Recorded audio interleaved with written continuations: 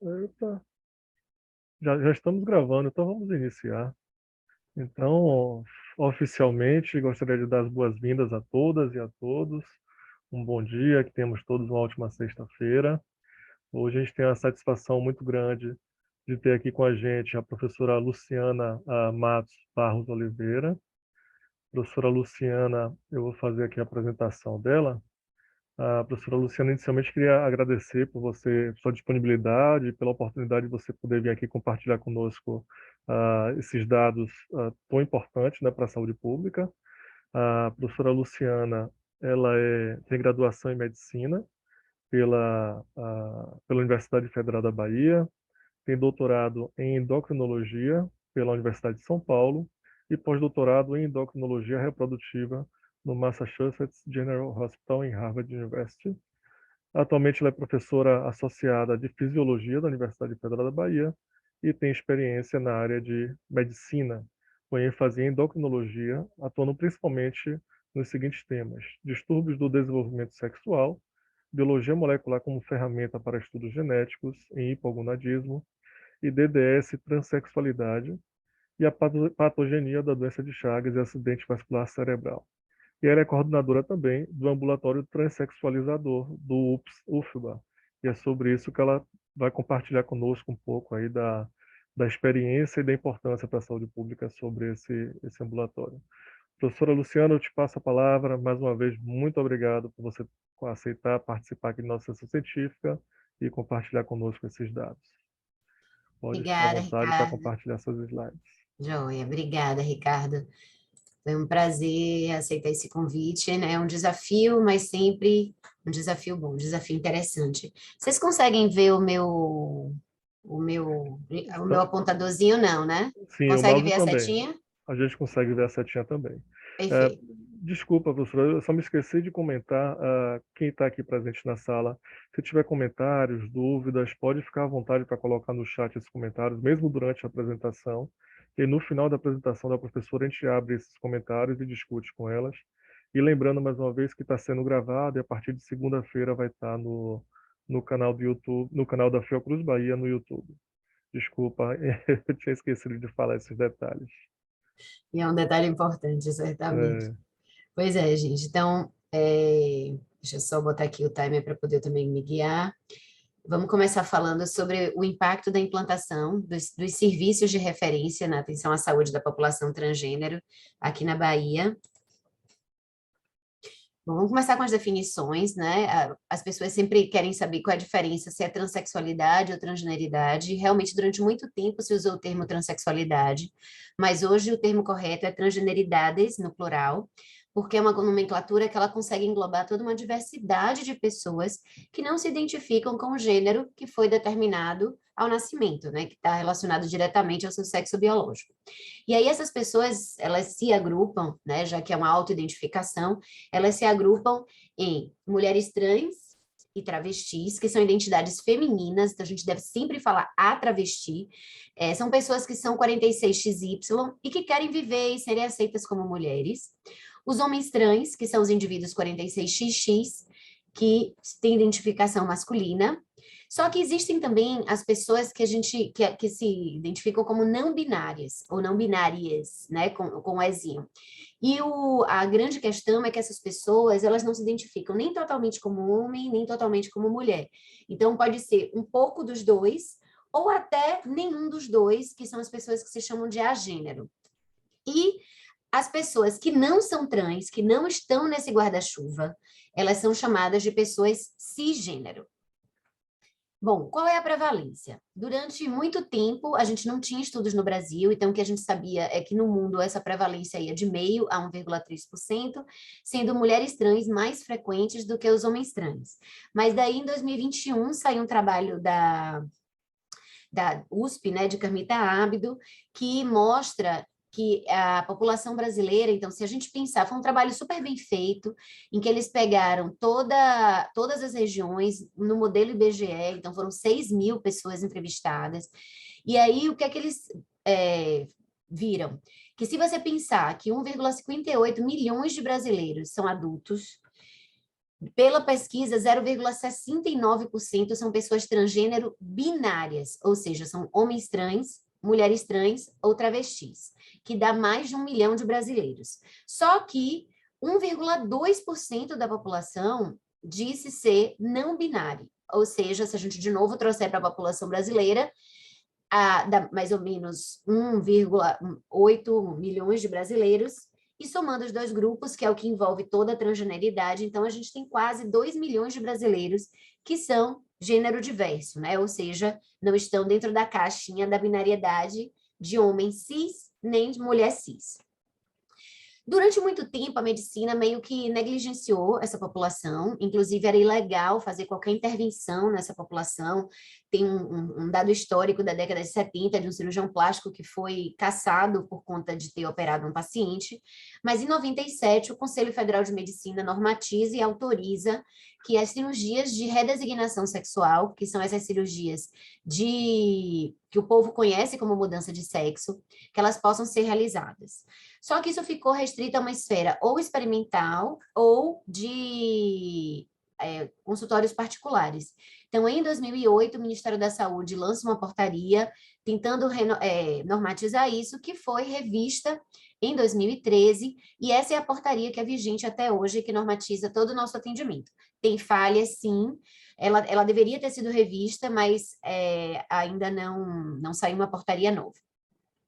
E, em 2019, o Conselho Federal de Medicina, ele publica uma resolução que vai normatizar todo o atendimento. Então, ele vai tentar suprir as deficiências da portaria do Ministério da Saúde, normatizar o atendimento de quem faz esses atendimentos em consultório privado, né? Ou seja, que não está diretamente ligado a centros habilitados pelo Ministério da Saúde, mas também ele amplia isso para a adolescência, porque até então a portaria só autorizava o acompanhamento e o tratamento de pessoas maiores de 18 anos.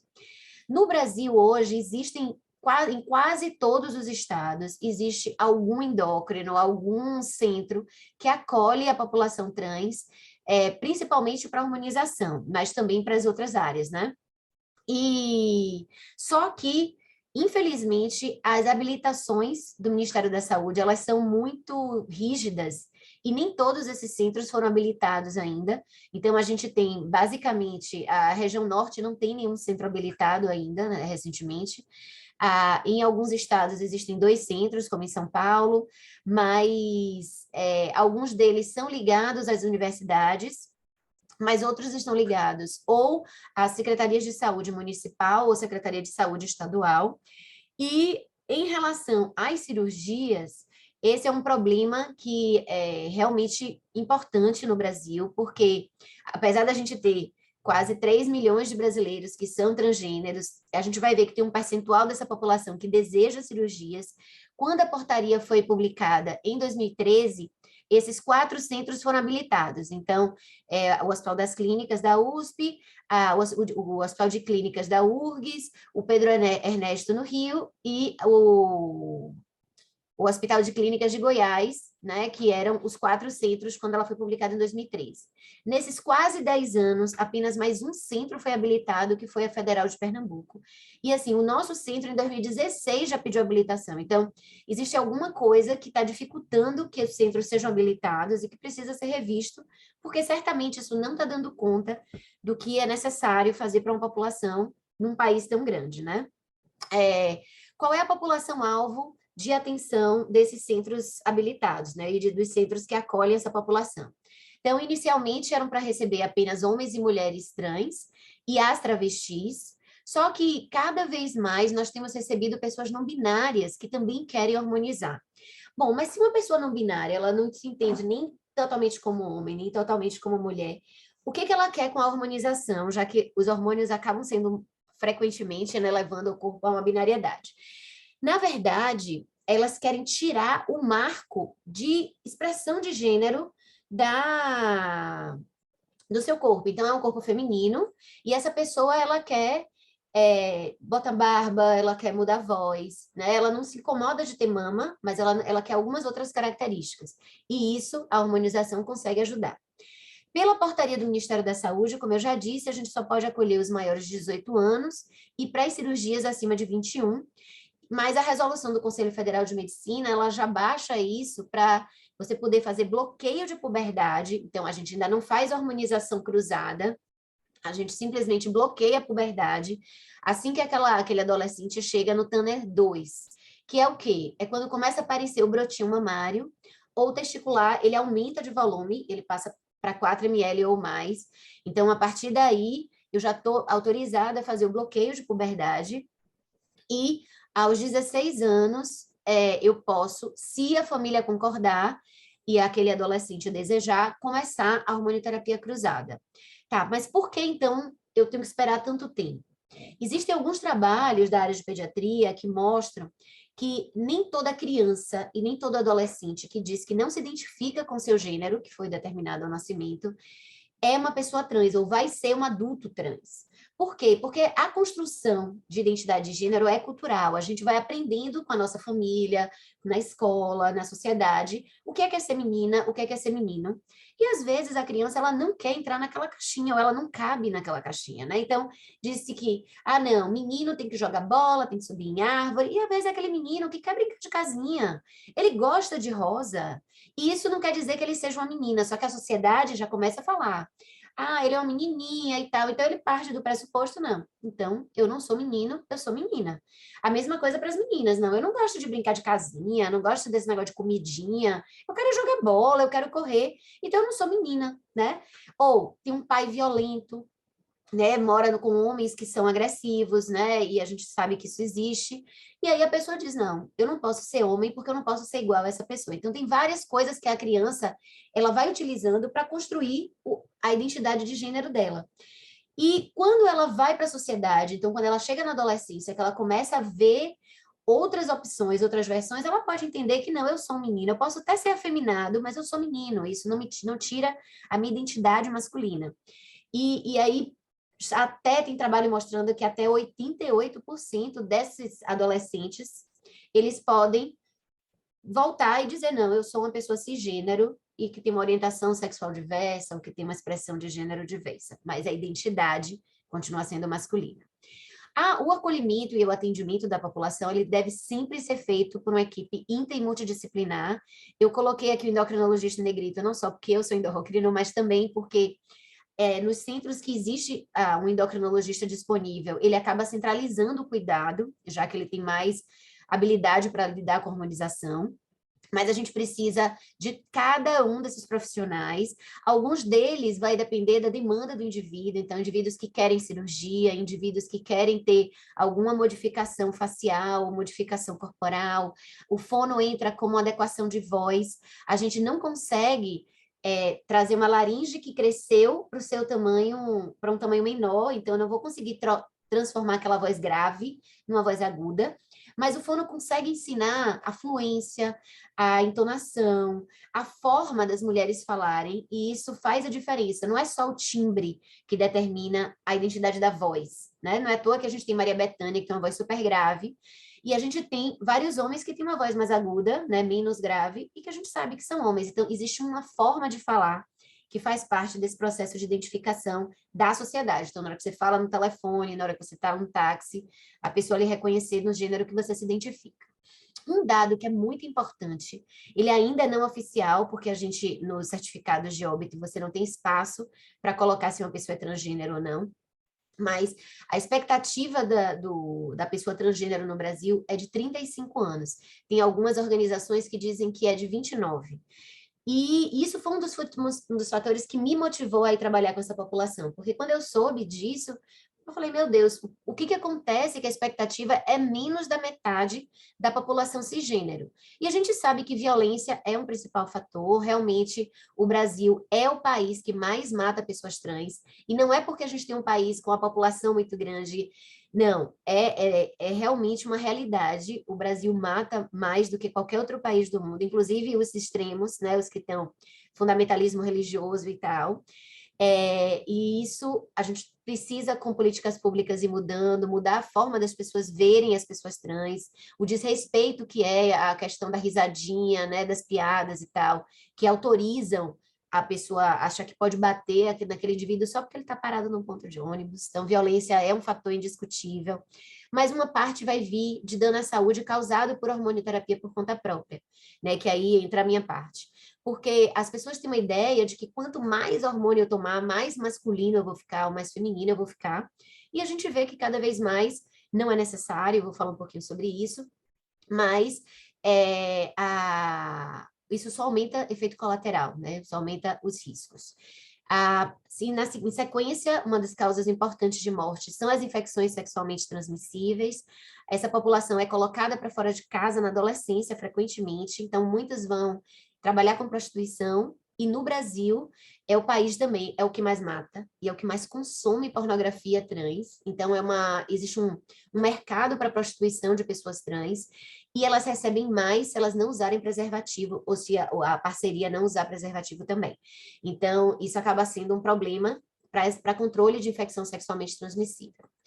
Outro ponto importante é suicídio, realmente é uma população que a taxa de suicídio é muito superior à da população cis, né? Principalmente por depressão e a disforia. Quem não está acostumado com o termo disforia, disforia significa um transtorno do humor relacionado, aqui no caso, é relacionado ao gênero. Então, às vezes, a pessoa ela tem um desconforto mesmo, e quando ela ouve o nome civil, ou quando ela vê o próprio corpo no espelho, já tive paciente de tomar banho no escuro para não ver o corpo, de não lavar a genitália para não ter que tocar na genitália.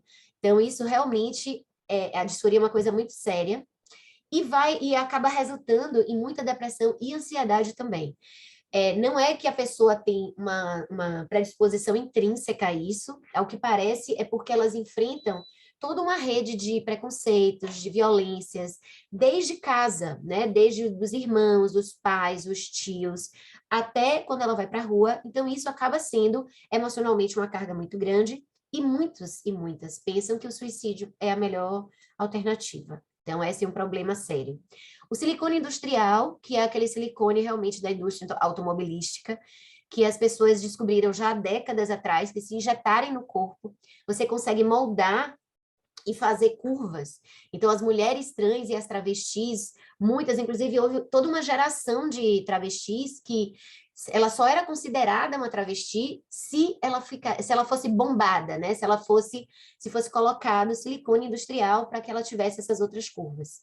Então, o problema é que o silicone industrial, ele além de ser danoso à saúde, porque ele pode cair na circulação, ele pode comprimir estruturas importantes, ele também é feito na casa de alguém, sem técnicas de asepsia, sem anestesia. Então, é um problema realmente, e muitas morrem nesse procedimento. Não é uma coisa tão importante nos homens trans, mas as mulheres trans realmente é uma coisa bem significativa. E, surpreendentemente, na população cis também. Então, algumas pessoas cis colocam para poder fazer uma panturrilha maior, para o bíceps ficar maior. Eu achei alguns artigos em revistas de cirurgia plástica, e esse é um grande problema. E a perda da fertilidade, que não é uma redução de expectativa de vida, mas é uma coisa que é um risco importante à saúde e que deve sim ser conversado com a população, porque no momento que eu vou fazer uma hormonização, principalmente na adolescência, eu não vou permitir que essa gônada desenvolva completamente ou que ela funcione adequadamente, e ela vai deixando de produzir gametas, e a longo prazo isso pode ser irreversível. Então, é importante a gente saber se a pessoa tem interesse em filhos biológicos e o dano que isso pode acontecer. Mas essa questão de uma mortalidade aumentada no Brasil não é uma coisa só nossa, tá? Então, a Holanda é o país que acompanha pessoas trans há mais tempo, eles publicaram em 2021 também essa coorte de 50 anos, e eles mostram que realmente as mulheres trans, elas têm uma taxa de sobrevida bem menor do que os homens e as mulheres cis, né? E os homens trans da mesma forma, né? Então, só lembrando, homem trans são as pessoas 46XX, as mulheres trans, as 46XY. E quando eles foram ver as principais causas de óbito dessa população, elas foram o câncer de pulmão, a doença cardiovascular, doenças relacionadas ao HIV e suicídio. Ou seja, todas elas doenças que a gente tem como modificar, né? Hábitos de vida, atenção à saúde, uso de preservativo e cuidado com a saúde mental. Então, isso realmente tem sido um foco dos últimos anos de todo mundo que trabalha com essa população. Bom, quando a gente acolhe a pessoa trans para o atendimento à saúde, a gente tem que tentar ver de uma forma bem integral, porque essa população frequentemente não frequenta ambientes de atenção à saúde, elas não vão às unidades básicas de saúde, ou pelo menos elas não iam, né? Aqui em Salvador, a Secretaria Municipal de Saúde tem feito um trabalho belíssimo de capacitação, então praticamente toda unidade de saúde tem um profissional que é responsável por acolher a população LGBT QIAP+, né? E dentro dessa sigla, a transgeneridade acaba sendo mais fragilizada, porque desde o respeito ao uso do nome social é um problema. Então, o nome social é um direito previsto em lei e a gente pode trocar o CPF para nome social. A gente pode ter cartão de banco em nome social. Então, é importante que a gente entenda que os médicos também podem fazer prontuários e que todas as outras pessoas podem respeitar, sim, o nome social daquele indivíduo. Só que aí, além disso, né, então você acolheu, fez a fichinha lá na recepção, a gente tem que prestar atenção se tem alimentação adequada, quais são as condições de moradia, porque frequentemente essas pessoas estão em condição ou de rua ou de subemprego, com alimentação muito precária, vacinação, porque muitos, quando saíram de casa, já pararam de frequentar os ambientes de saúde, não tem a vacinação atualizada, fazer uma avaliação clínica de rotina sempre, então, mesmo como endocrinologista, examinar o corpo inteiro, incluindo genitália, mas ter uma atenção especial à saúde mental. A gente tenta ter parcerias com equipes de psicologia para que faça uma avaliação prévia ao atendimento, e não é por patologizar, não é por colocar a transgeneridade dentro de um CID ou dentro de uma doença, mas é porque é uma população que pode ter depressão, que pode ter ansiedade, que pode ter muita agressividade, irritabilidade, e a minha hormonioterapia pode prejudicar e pode piorar tudo isso. Então, eu preciso tratar essas condições antes dos efeitos dos hormônios começarem a agir e ir descompensando. Há pessoas que têm depressão, às vezes já usando medicação, quando a gente entra com estradiol, pode piorar esse quadro de depressão, pode mudar esse humor. A lembrar que os homens trans são homens vaginados, frequentemente, né? Muitos não foram operados, então ele precisa de acompanhamento ginecológico e obstétrico, se ele desejar gestar.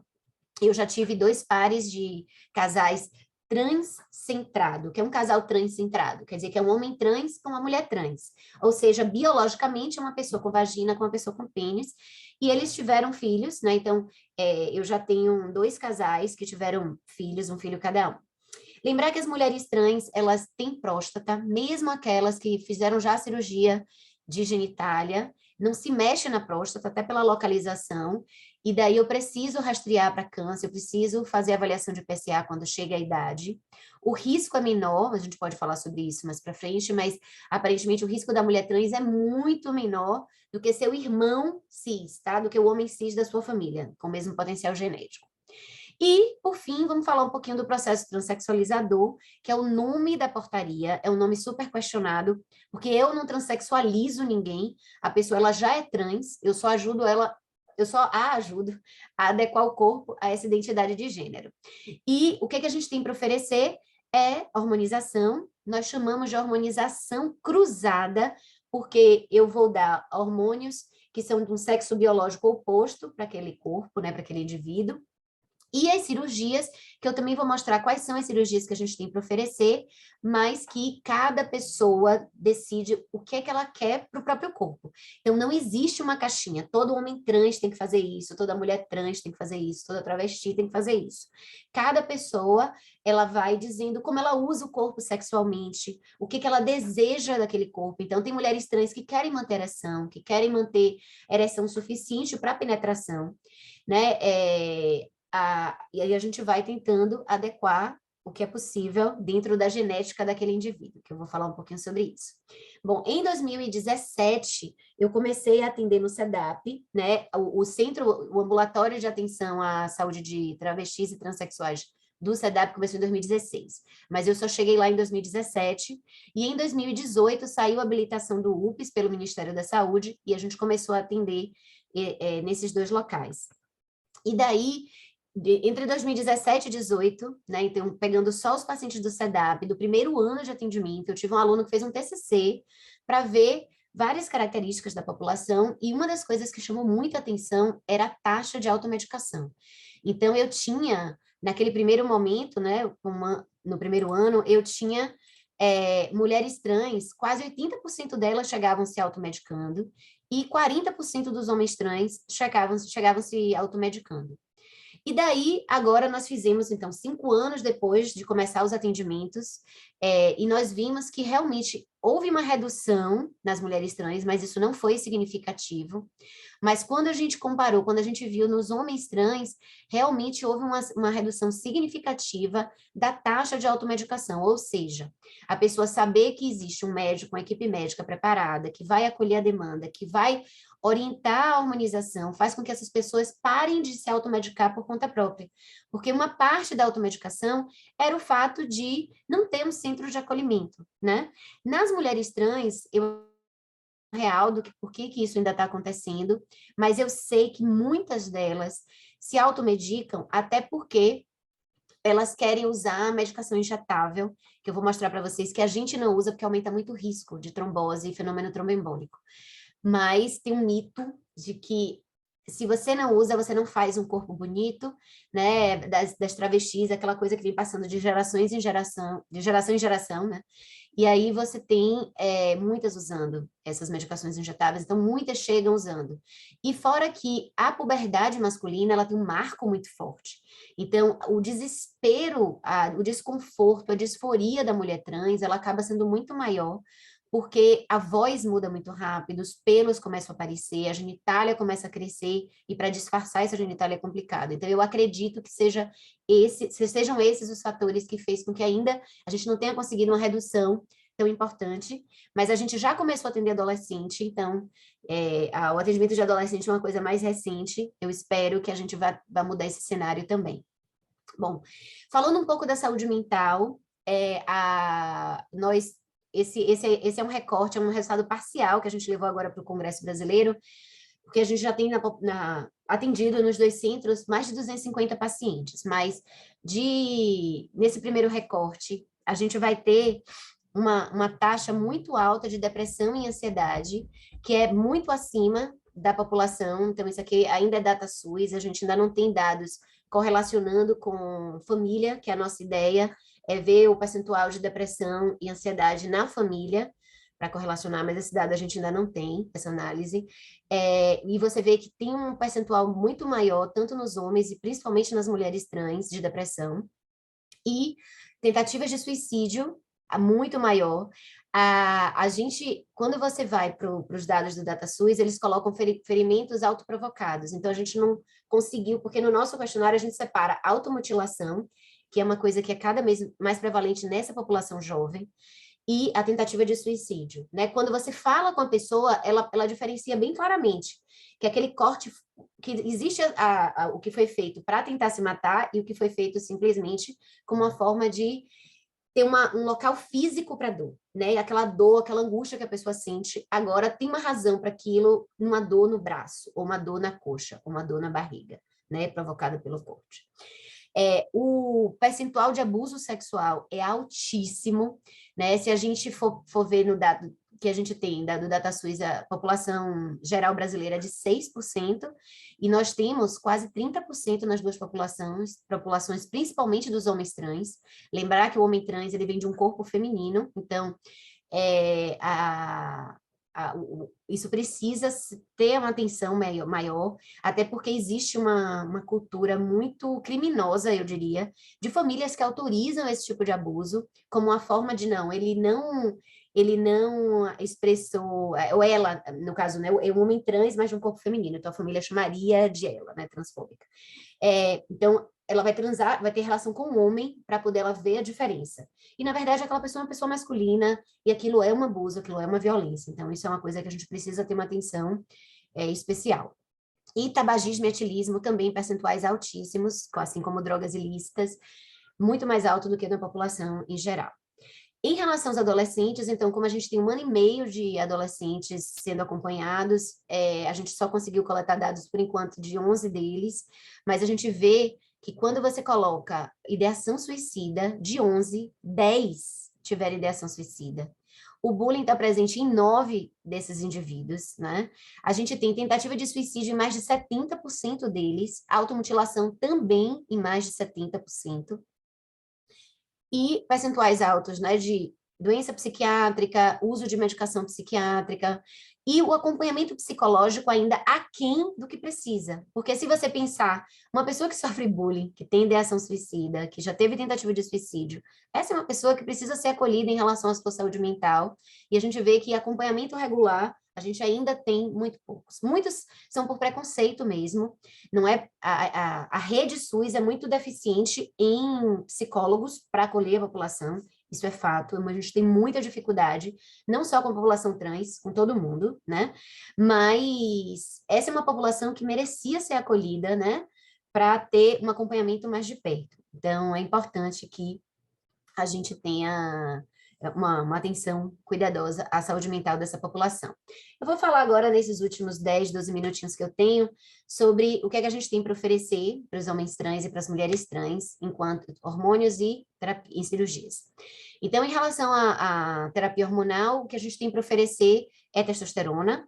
No Brasil, a gente só tem testosterona injetável e em gel, tá? Em outros países vai ter adesivo, vai ter comprimido, vai ter um adesivozinho que coloca na gengiva, né? Tem várias apresentações. Para a gente só tem injeção intramuscular ou em gel.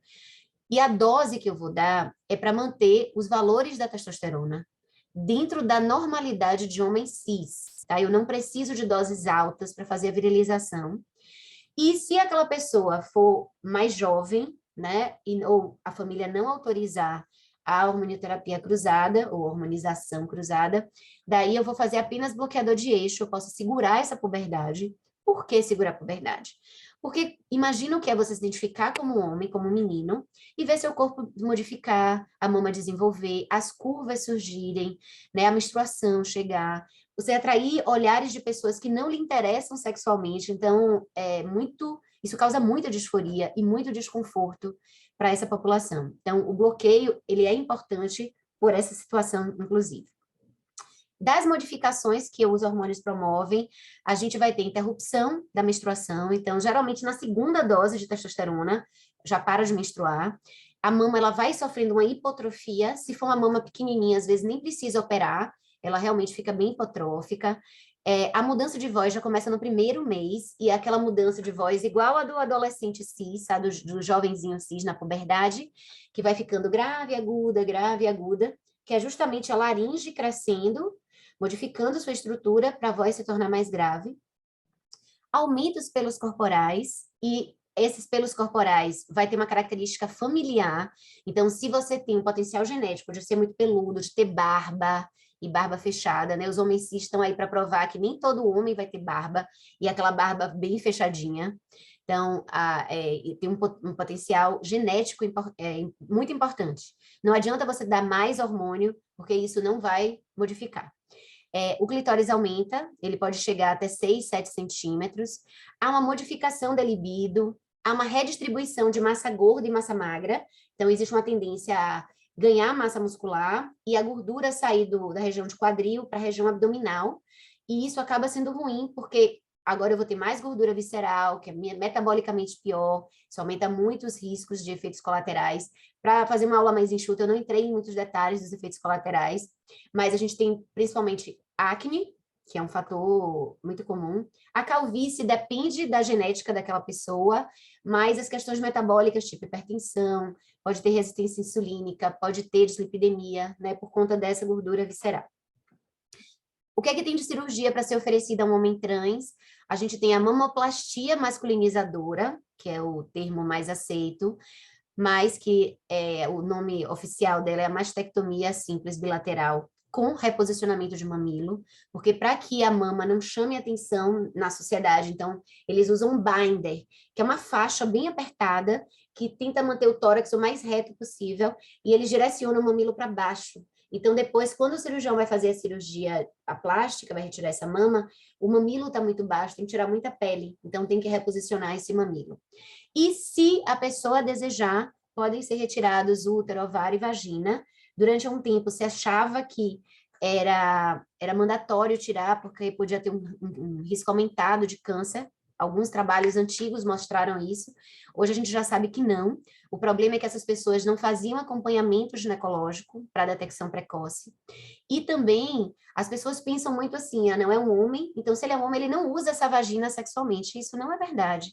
Inclusive, existem homens trans que são gays, ou seja, eles se relacionam com um homem cis que tem pênis. Então, o risco de HPV é igual e, consequentemente, o câncer de colo de útero e as outras lesões decorrentes disso também estão presentes. Se ele não faz acompanhamento ginecológico, não faz ultrassonografia pélvica, não vai detectar lesões precocemente. E a vagina deve ser retirada quando você retira o útero, se aquela pessoa desejar, porque se você quiser depois retirar por via pélvica, por via perineal, é muito difícil. Então, acaba sendo feito tudo num tempo só, pelo acesso pélvico mesmo. Quais são as cirurgias da nossa população? Então, 94% dos homens trans querem cirurgia aqui na nossa população e quase 80% deles, 95% deles querem a retirada das mamas, tá? Um percentual bem pequeno não se incomoda com a mama. Apenas 20%, né, gostaria de ter o útero e o ovário retirado. A construção de um novo fálus, a neofaloplastia, é uma técnica que você faz o falo a partir ou de retalho de antebraço ou retalho de coxa. Foi desenvolvido por conta dos homens cis que perdiam pênis por trauma, né, por acidente com animal e tal, mas é uma técnica que tem sido um pouco utilizada, até porque ela não tem muita sensibilidade, então, simplesmente, para a prática sexual não vale a pena. Aquelas pessoas elas já estão habituadas a usar o corpo de uma outra forma, e o clitóris vai chegar nos 6, 7 centímetros, que não é suficiente para penetração, mas é suficiente para uma prática sexual saudável. E a metoidoplastia é uma cirurgia em que é simplesmente porque o clitóris ele é assim, ele é meio curvo, ele tem uma travezinha fibrosa, então o cirurgião ele pode retirar e tentar alongar, então aqueles 6, 7 centímetros a pessoa consegue fazer xixi em pé, né, que acaba sendo importante para algumas pessoas. Para as mulheres trans, o que a gente tem para oferecer são substâncias feminilizantes, então estradiol, e também bloqueadores androgênicos, então tanto bloqueador de receptor androgênico quanto bloqueador de eixo, que vai ajudar na feminilização. Então, eu vou conseguir lentificar o crescimento dos pelos e a gente vai tendo uma redistribuição da gordura no corpo. Eu vou mostrar umas fotos de uma paciente. Você vê que realmente há toda uma redistribuição só com efeito de harmonização. Se for adolescente, é apenas bloqueador. Eu só vou poder hormonizar a partir de 16, se o adolescente quiser e a família autorizar. A via de uso, eu não coloco aqui injetável, porque a gente não deve usar nada injetável. Então, o que a gente tem para oferecer são comprimidos, adesivo e gel.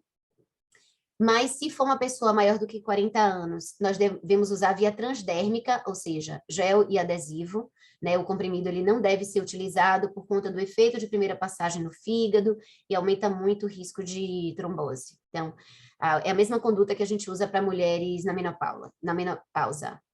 E a medicação injetável, além do risco de fenômeno tromboembólico, ela também demora mais para aparecer os caracteres sexuais secundários. Então, acaba que essas pessoas usam doses cada vez mais altas de injetáveis para poder ver o efeito, e aí isso só vai aumentando o risco.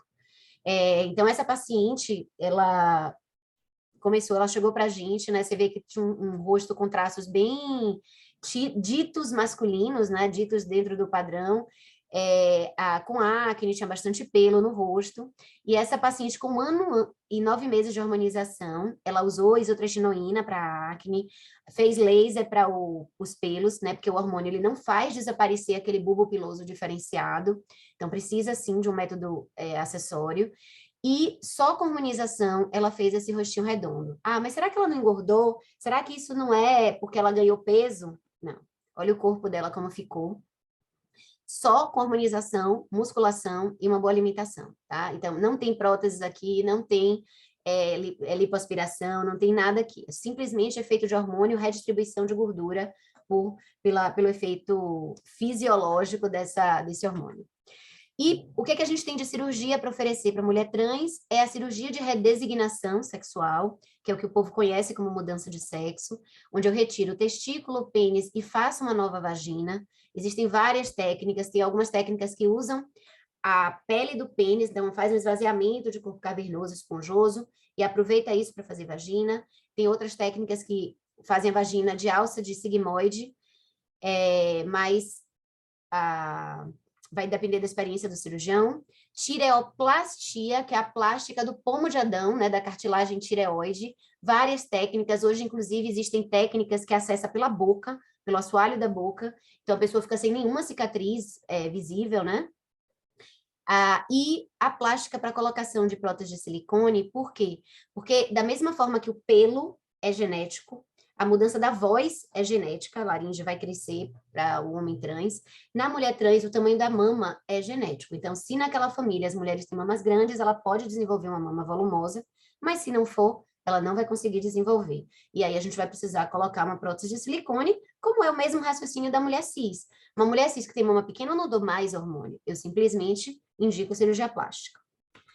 Bom, na população que a gente atende, né, nos 2 serviços, 96% das mulheres querem alguma cirurgia, 60% delas querem a cirurgia da genitália, querem a redesignação, 50% querem uma colocação de prótese mamária, porque acham que a mama não chegou num tamanho satisfatório. Ainda tem um percentual muito grande delas que querem mamas muito grandes, até porque mama é uma coisa que você olha, chama atenção e é ligado ao feminino, né, na nossa cultura. Então, muitas têm mamas que mulheres cis ficariam muito satisfeitas, mamas muito bonitas, mas que para elas ainda não é suficiente. Então, 54% querem a cirurgia para a colocação de prótese mamária. 14% querem a cirurgia da tireoide, né, do pomo de Adão. 6% querem a feminilização facial. Essa, inclusive, a gente já conseguiu fazer alguns casos lá no Hospital das Clínicas, porque ela não está dentro da portaria do Ministério, então a gente pôde operar. O pessoal da Bucomaxilo já fez 2 casos e já está com o terceiro encaminhado para fazer. E a gente tem a retirada apenas de testículos, apenas uma pessoa que demonstrou essa vontade de retirar apenas o testículo. Para o endócrino, tirar o testículo já facilita muito a harmonização, porque eu já não preciso bloquear o testículo, mas para quem quer uma redesignação sexual, aquilo não é suficiente, porque o pênis incomoda mais do que o testículo. Existe uma técnica que elas chamam de aquendar, que é uma técnica que você pega o testículo e empurra para o canal inguinal, então você força uma abertura do canal inguinal, por onde esse testículo migrou na embriologia, né?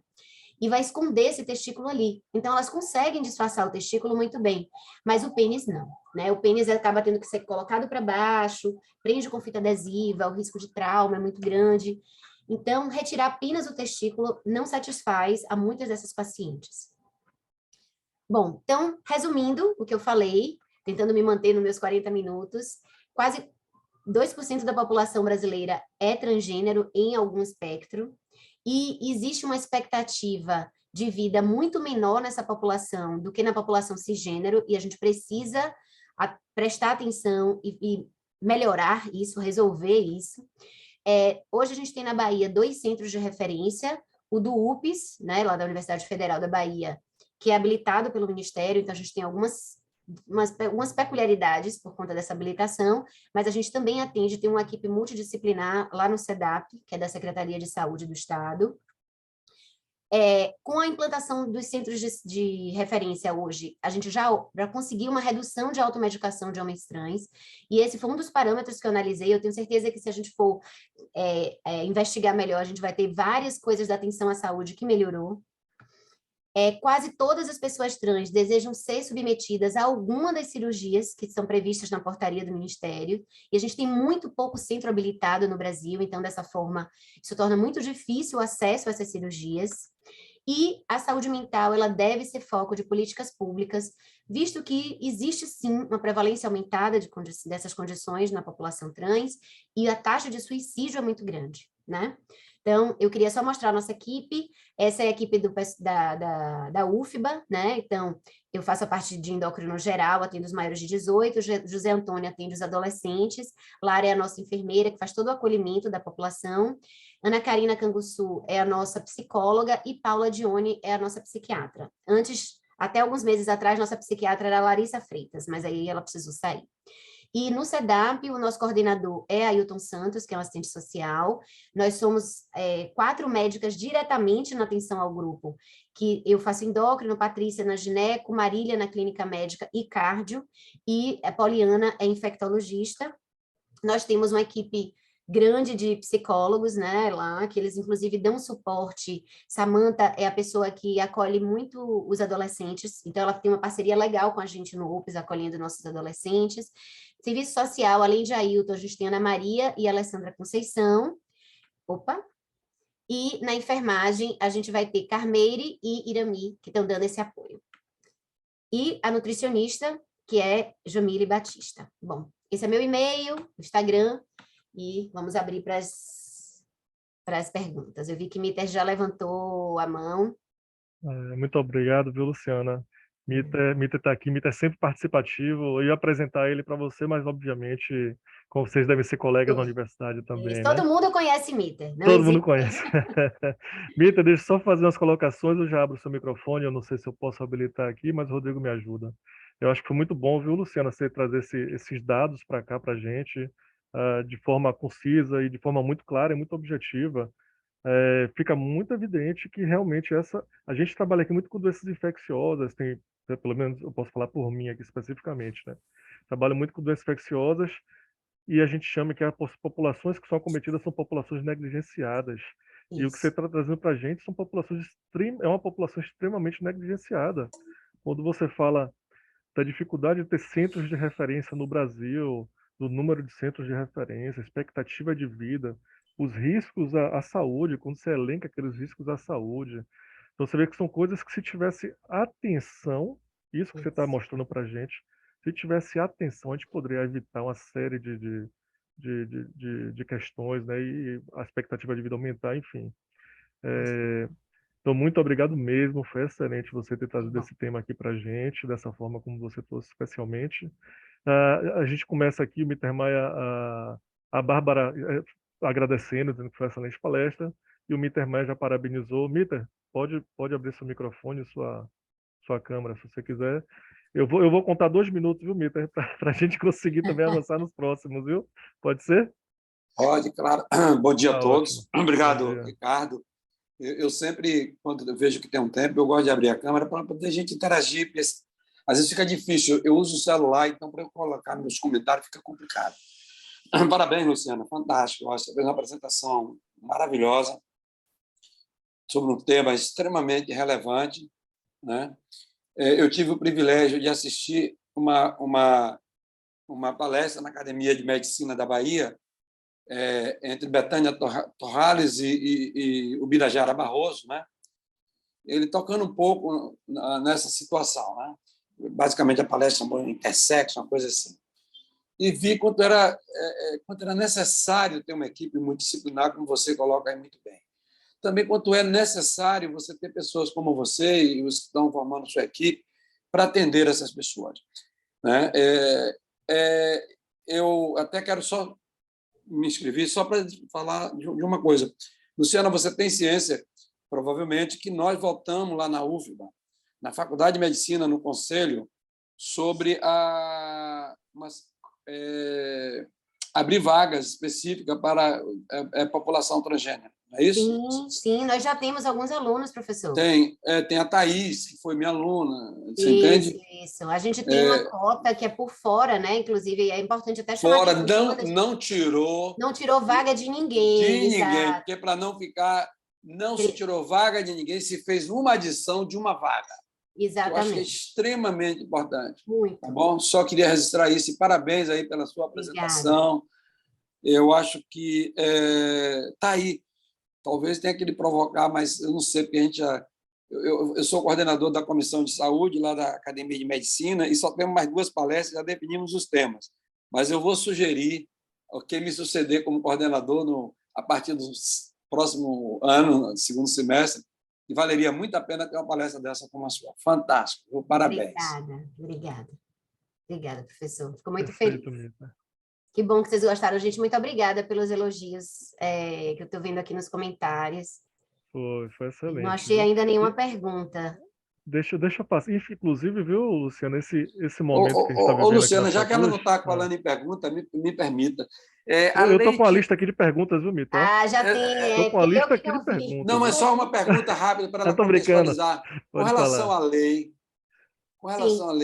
Sim. 18 ou 21 anos, tinha uma coisa que ia mudar para. Você tem alguma Ah, novidade sobre isso? ó, em relação à medicina, o Conselho Federal de Medicina, ele autoriza a gente, desde o início, bloquear a puberdade. Então, se a puberdade fisiológica pode começar com 8, 9 anos, a gente pode bloquear a puberdade de 8, 9 anos. Mas Certo. isso vai depender da autorização da família, aí tem que ser os dois pais e tem que estar ligado a um projeto de pesquisa, tá? O Conselho Federal de Medicina, ele amarrou para que isso não seja feito de forma indiscriminada, em consultórios, por quem quer Criaria confusão muito grande. para não dar uma confusão, exatamente. Até porque a gente está Teve uma novela da Globo que tratou disso recentemente. muito boa. Exato, exato. Eu não cheguei a assistir, porque eu não sou uma pessoa assim de novela, mas eu fui acompanhando pelos comentários das pessoas e foi um trabalho, aparentemente fez um trabalho muito bom de mostrar a diversidade, o processo de Claro. reconhecimento, né? Foi bem legal. Mas quanto à idade? A idade Para da cirurgia, 18 justiça? anos. 18 Na anos. justiça, para Era cirurgia, 18 21, não anos. é? Era 21, baixou para 18. É, Ah, era isso. Obrigado. de nada. Obrigado, Mita. Bom fim de Ficou mudo. Tá, Mas acho que foi ele mesmo que... tá. Eu estava dizendo, Luciana, essa palestra, inclusive, vem no momento que a Fiocruz, a nível nacional, e também a Fiocruz Bahia, está pensando e está conversando bastante sobre isso. Esse mês foi instituído, por exemplo, aqui na Fiocruz Bahia, o Comitê Pro Equidade de Gênero e Raça. Então, certamente, essa palestra que vai estar lá no YouTube, o comitê certamente vai se apoderar e vai com certeza eh, aprender bastante também para poder entender quais são as etapas, quais são os processos que nós temos que fazer aqui também. Partindo aqui desses comentários, tem várias pessoas te parabenizando, né? Como você mesmo comentou, a Camila Almeida, ela é aluna de doutorado aqui, ela é nutricionista, eu posso falar porque sou eu que sou Sim, orientador dela, e ela acompanha essa população trans, como ela mencionou, exato. para fazer a hormonização, então tenho certeza que ela aproveitou bastante sua palestra aqui hoje.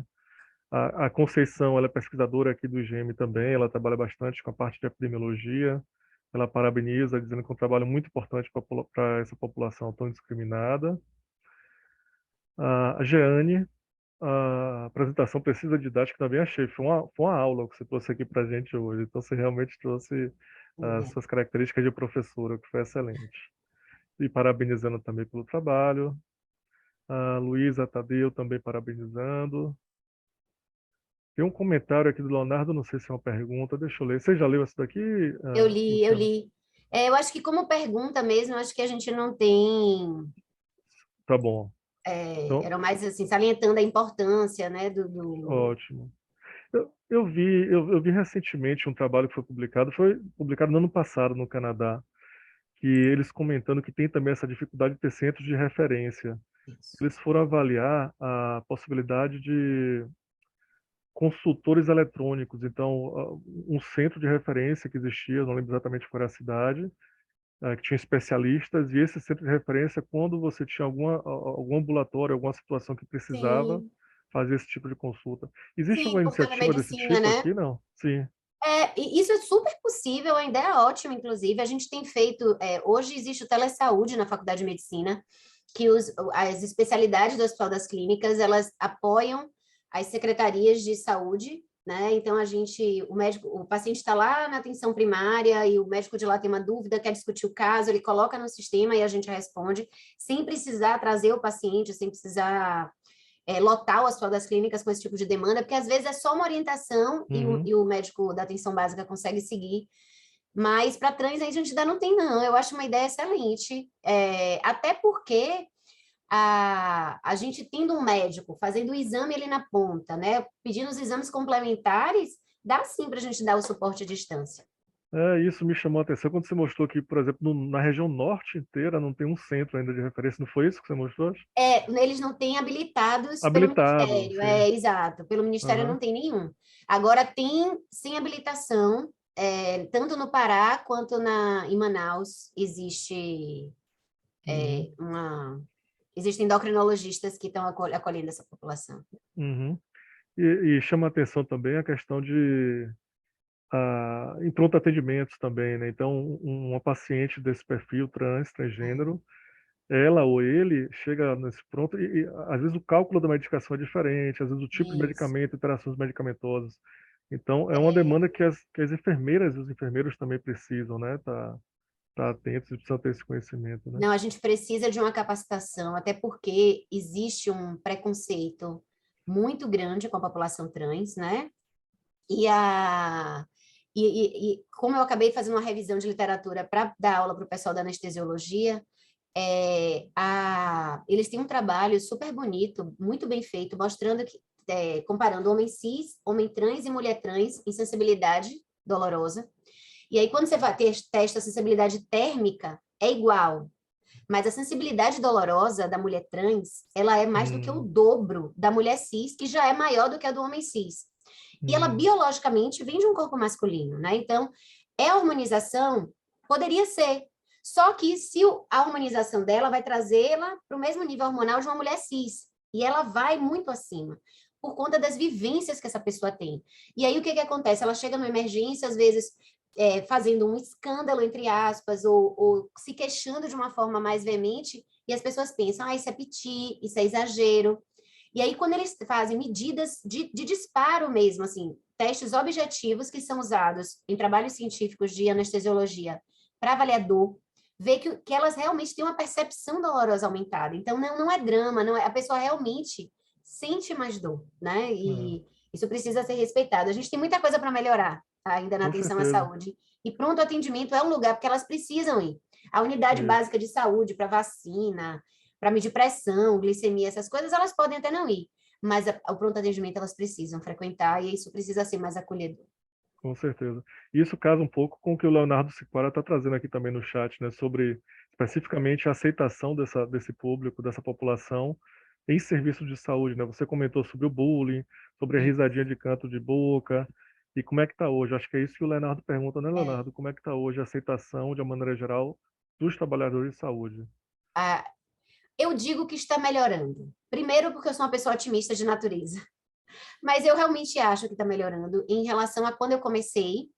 Então, quando eu comecei a escrever o projeto em 2014, depois a gente só conseguiu formar equipe porque foi muito difícil, eu tive uma resistência muito grande de encontrar outros profissionais para montar equipe comigo, porque ninguém teve formação na faculdade, ninguém teve formação na residência em transgênero, porque até hoje eu tenho um aluno que está levantando as ementas de todas as faculdades do Brasil, a gente já analisou quase 300.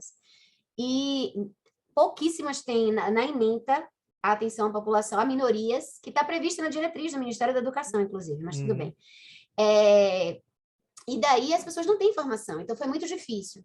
E hoje eu vejo, assim, os estudantes de medicina muito interessados. Eu sou convidada para várias ligas de várias faculdades, agora com esse mundo online, então eu dou aula para meninos no Maranhão, no interior de São Paulo, no Rio, Goiás, Tocantins, sabe assim, no Nordeste, várias, aqui na Bahia para todas as faculdades, ligas diferentes, então, é a liga de gineco, é a liga de cirurgia plástica, é a liga de endócrino, é a liga de medicina de família.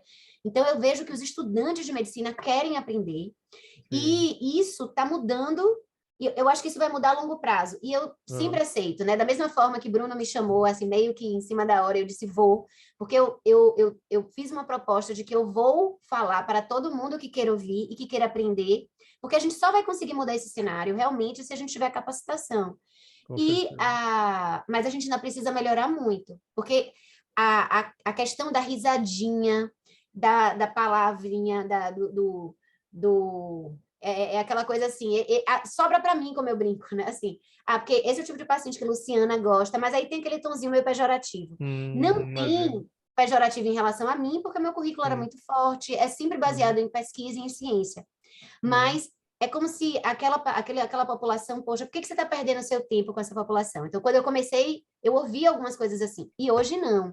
Hoje eu vejo médicos querendo acompanhar o atendimento, querendo aprender mais, querendo trabalhar comigo. Olha, eu vi que existe inserção para cirurgião de bucomaxilo, né? Será que não tem o que a gente possa colaborar? Então, eu estou vendo um outro movimento e eu fico muito feliz. Então, esperança que daqui a médio prazo a gente vai ter um cenário muito melhor do que a gente tem hoje.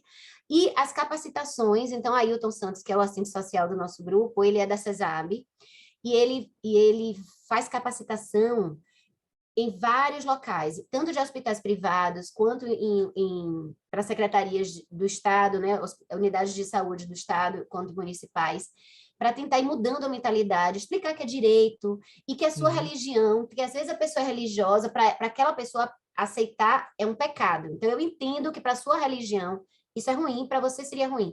Mas você não foi contratado aqui porque você é uma pessoa religiosa, aqui você é um técnico. Você foi contratado para ser um enfermeiro, para ser um recepcionista, para ser uma pessoa da limpeza. Então, você vai deixar sua religião guardada um pouquinho para atender quem a gente tem que trabalhar, né? Perfeito, exatamente, perfeito. E é importante, como você comentou, falar sobre, comentar sobre isso, estar sempre falando sobre, falar com essa naturalidade e com essa clareza tão grande que você falou aqui com a gente. Quanto mais a gente falar e mais pessoas ouvirem, isso com certeza vai, no Vai futuro, mudando. como a Jeane comentou aqui, a cultura se constrói aos poucos, isso no futuro próximo certamente vai deixar de ser negligenciado e deixar de ser tratado dessa Isso. forma, né? Não, eu fiz um trabalho, foi um trabalhinho pequeno, foi só um TCC com um aluno, porque a população trans é considerada, para quem trabalha com IST e HIV, como população de difícil acesso, né? E aí a gente fez um levantamento, por que que isso acontecia? E os depoimentos no sentido de, quando a pessoa se sente, eu estou ali só fornecendo uma informação, e até a pessoa que me entrevista, ela não é desconstruída de preconceito, ela usa os Uhum, termos errados. Então, às vezes, vale a pena a reflexão. Por que que é uma população que se recusa a participar de algumas pesquisas? Eu raramente, acho que eu tenho 2 ou 3 pacientes que não quiseram assinar termo de consentimento. Todo uhum, mundo, não, doutora, é para colaborar, a gente pode ajudar. Mas eles veem que eu trago esse retorno para eles dos nossos dados e que é uma estrutura que vai melhorar a atenção e que tem melhorado a atenção à saúde. Cada vez a gente consegue mais um especialista, mais um profissional para uhum. participar. Perfeito. Tem mais dois comentários aqui para a gente poder finalizar. Vou para o último, depois a gente volta e encerra com o Dimitar. A Isadora pede o seu e-mail, e além do e-mail, viu, Luciana, só para lembrar a todos que na segunda-feira vai estar essa gravação aqui, essa aula, vai estar no nosso canal lá do YouTube, tá bom? Luciana já se antecipou, ótimo. Já está aqui Já. o e-mail dela, perfeito. E Lembrando que para, essa primeira letra é um L, tá, gente? Porque tem gente que acha que é um I maiúsculo, sim. mas é um L, de Luciana mesmo. E para finalizar, o Mitter está com um comentário, pede Utilização de comentário sobre espaço espaço físico, banheiros, etc. Mitter está com a mão perfeito. levantada e não sei se Eu acho que seria ele não sobre isso baixou, ainda. desde aquela Não vez, baixou, né? né? Tá, Eu fiquei prestando atenção, ficou levantada. Bom, tá em joia. relação à utilização de espaço físico e banheiro, eles têm a normativa hoje é que as pessoas têm direito de usar o banheiro do gênero que ela se identifica. Então, a mulher trans, ela tem direito de entrar num banheiro de mulheres cis. A gente sabe que isso gera vários posicionamentos. Existe uma preocupação, inclusive, eu já vi homens dizendo: eu não vou deixar um homem entrar no banheiro de mulher. Aquelas pessoas não são homens, elas não se interessam sexualmente por aquelas mulheres que estão ali, elas querem simplesmente não sofrer a violência de estar num banheiro masculino. E daí, alguns locais, tanto no Brasil, em São Paulo mesmo, em alguns restaurantes, a depender de onde você for, os restaurantes deixaram de ter gênero, então o banheiro é para todo mundo, e fora do Brasil também. Então, você tem, como a gente tem hoje aqui nos shoppings, banheiro de família, né, que você pode levar a criança e tal, com o pai, para não ter essa situação, a gente vai chegar num ponto de ter um banheiro que qualquer pessoa que se sinta confortável vai usar aquele espaço, Uhum. porque as pessoas trans, elas têm direito de utilizar, tanto nas escolas, quanto nos outros espaços públicos, o banheiro que ela do gênero Se que ela se sentir mais à reconhece. vontade, né? Com Lógico. Pe- certeza, com certeza. É perigoso até você colocar. Os homens, eles são. Não no geral, desculpem a generalização. Existem muitos homens maravilhosos, mas a gente sabe que em alguns banheiros masculinos existem algumas violências contra algumas pessoas, e a população trans é alvo frequente disso. Então, é você colocar uma pessoa vulnerável Uhum. num espaço de vulnerabilidade maior. Com certeza, e a gente tem que se colocar na posição das pessoas. Só para finalizar, você comentou sobre isso aqui, eu lembrei, certa vez eu estava no shopping e eu entrei naqueles banheiros grandes que você pode trocar a fralda da criança, eu estava com meu filho. Isso. Então eu entrei e eu me senti desconfortável porque motivo oposto, nesse banheiro, deviam ter umas 4 ou 5 mulheres, cada uma com suas crianças, fazendo a troca da Isso, fralda, e eu era o único homem ali, então eu pensei, homem. pô, será que eu tenho que sair daqui e procurar outro lugar para eu ir? Mas enfim, então, Não, aquele se lugar eu lhe me, se pertence também, aquilo é se eu me, banheiro de se eu me família. sentir nessa situação, imagine essa população que você está Exato, dizendo, né? exato. É. Pois é, eu acho que a gente finaliza por aqui. Foi excelente essa sua Oh, que participação, bom. Luciana. Muito obrigado mesmo por você ter participado. Eu acho que a gente vai realmente conversar mais sobre esse tema e você tem que realmente, como o Mita falou, apresentar para o quanto você puder mostrar esse trabalho para que isso seja disseminado por todos. Muito obrigado pela Obrigada, sua eu que participação. agradeço. Eu que E agradeço a oportunidade. Beijo, gente. tchau, tchau. Para quem está aqui ainda, um ótimo final de sexta-feira e tenham todos um bom final de semana. A gente se vê na semana seguinte. Um abraço, pessoal. Tchau.